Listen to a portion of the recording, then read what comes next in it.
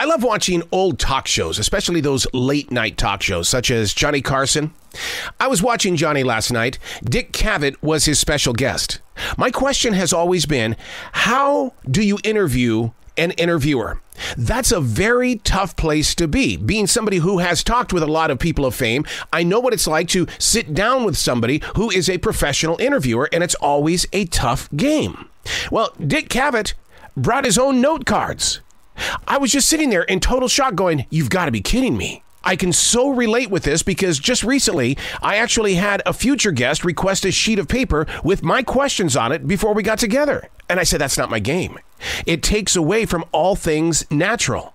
But what would happen if that's how we ran our real lives? What would happen if every time we got together with a family member or a coworker, we had to email them the questions we were going to bring up? What would life be like in a moment like that? There wouldn't be a moment of stepping back going, whoa, what the hell gives here? Those times when your imagination stops and has to think about how it's going to respond. It was very odd to see Dick Cavett treat his interview like he was the host. But then again, his style was always amazingly unique and very well prepared. Personally, I admit to never going into a podcast conversation without doing my own show prep because I'm the host. You never want to be called out, which I have been. Now, if I were a guest, I would never prep for anything like that. And the reason why is because I do like it when we explore areas where we can go deeper into the conversation.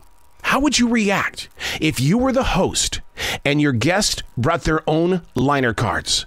Would it offend you? Or would you say, all right, I'll play into this because that means I do less work then? We all ask questions in our everyday world. Are you writing out your questions? And would you like those who are receiving your questions to come back with written answers? Because if it's written, what is the interpretation? Yours versus theirs. I'm a fan of spontaneity. I also believe in stream thinking. What is in the now happens right now, and we run with it. Practice that sometime. Just put yourself in a situation where it's all about spontaneity. And then see how it lands. I'm Arrow, and that's what I was writing while the sun was waking up on a brilliant new day.